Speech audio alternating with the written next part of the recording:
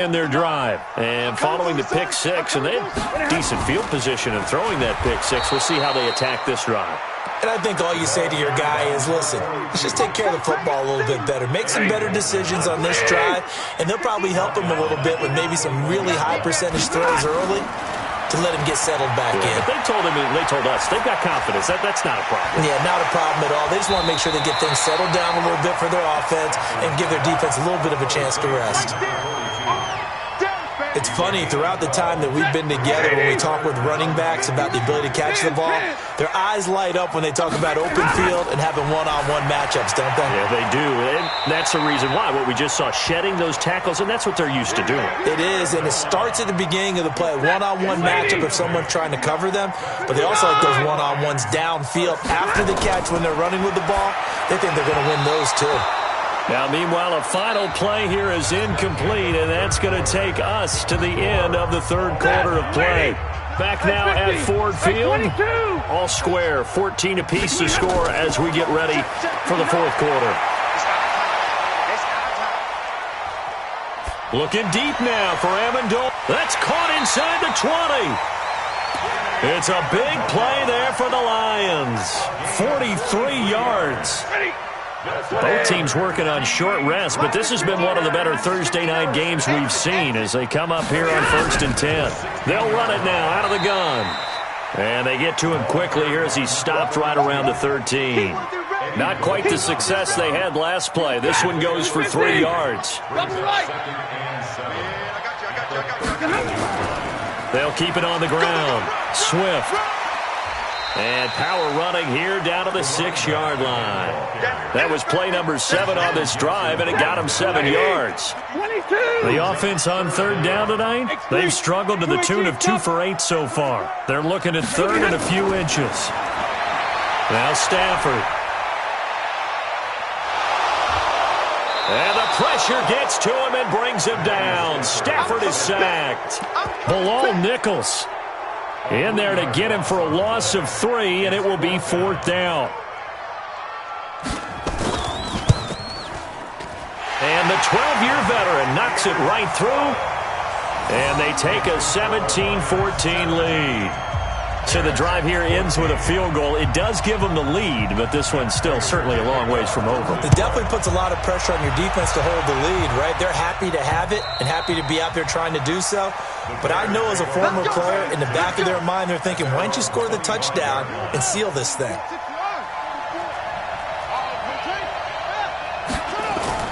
They'll start things on first with Torrey Cohen.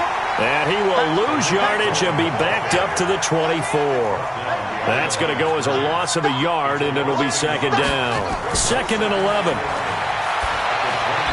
That is caught by Cohen. They'll wind up getting 10 back as that sets them up for 3rd down. Here we go, 3rd and 1. Gut check time on both sides.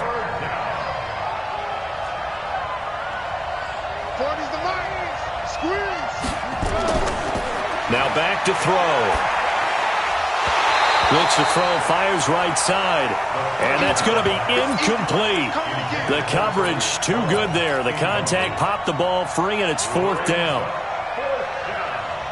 And no move to get the offense off the field. They'll stay put on 4th and 1. Flag comes in. This might be a free play. And Robinson with a big catch. And they'll get it up just short of the 45 at the 44. So they will accept the penalty and move forward. A lack of discipline defensively on 4th down, and now that leads to a 1st and 10. Now they'll run it with Cohen. And an alley to run. And he gets this one to midfield before he's brought down. A Chicago 1st down there on a gain of 11. From the midfield strike, they'll look to throw. Flush to his right. And nowhere to fit that football in. It's knocked away and incomplete. Allen Robinson, the intended receiver. And now it's 2nd down. Let's go, defense. Now a first carry for Donnell Pumphrey. It's a gain of about 3, but it's going to leave him with 3rd and still 7 yards to go.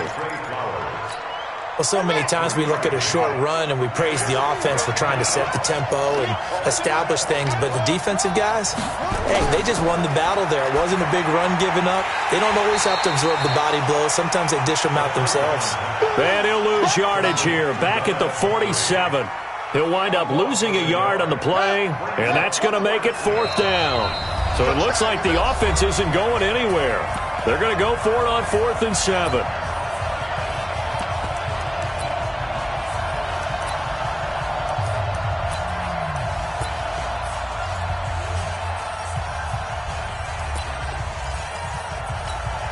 So the Bears with the football here as we welcome you back.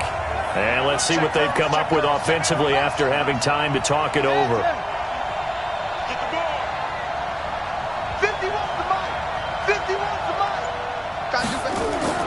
Got to try it here. He's back to throw. And he finds Jimmy Graham. And he'll go down, but not before getting this inside the 30. They keep the game alive, at least for the moment, as it's a 1st down.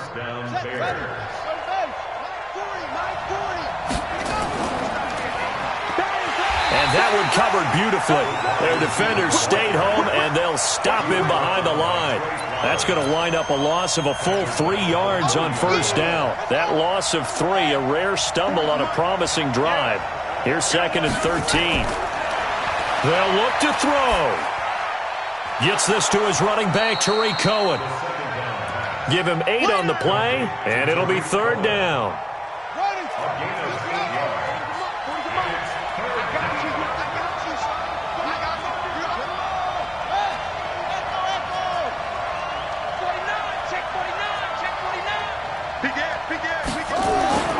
Back to throw. Escaping the pressure right. That's complete to Robinson. And all the way down inside the 5 to the 4.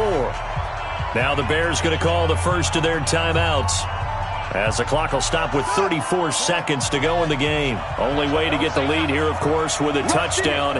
And that's what they're gunning for on 1st and goal.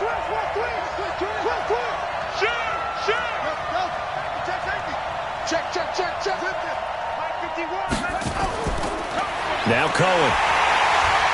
And they'll get him down just shy of the goal line at about the 1.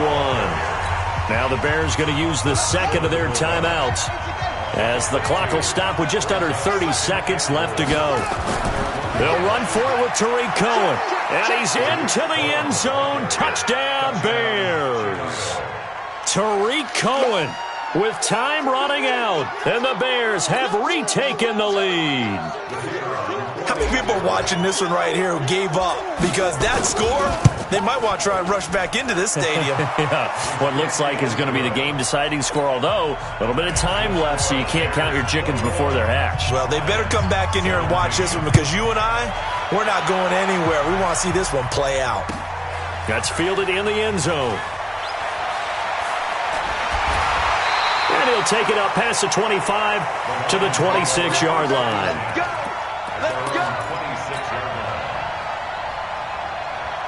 The Lions offense ready to kick off their next drive. They have a little bit of time left here, but this one not going to go their way. And this is where, in this situation for me, you just go ahead and run out the clock, shake hands, congratulations, and move on. Because now, you're not going to make... There he goes, left side. Touchdown, Detroit. T.J. Hockenson with time running out. And they have taken the lead here in the final minute. They had just given up the lead, and they get it right back. Yeah, how about that? Answered quickly. Get right back to it. And look, long drives have their place. We know that. They can wear teams down. But when you hit them with big plays like that, that can really be a shot to them. A big-time one. Yeah, one play, but now your defense is probably saying, man, we could have used a little more rest over here. The Bears take over 1st and 10 at the 40-yard line.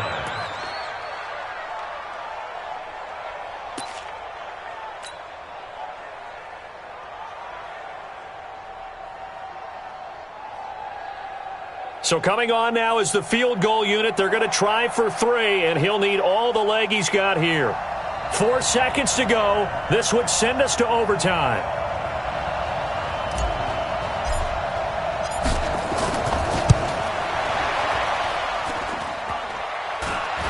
And no, it's no good. Rejected by the crossbar. What a heartbreaking finish. So this one's over. It's a win for the Detroit Lions. And I tell you what, I can't remember a defensive performance as good as this one. They seemingly forced turnover after turnover after turnover every time you turned around. Yeah, you can just keep going with it, can't you? After turnover, after turnover. As this game unfolded, they were doing all the dictating, right? They told the offense exactly how it was going to go down today. So you saw them deflate with every series, didn't you? Every time they ran onto the field, it was slower and slower to get to the football because they just felt like if we go out there, we're just going to turn it over anyway.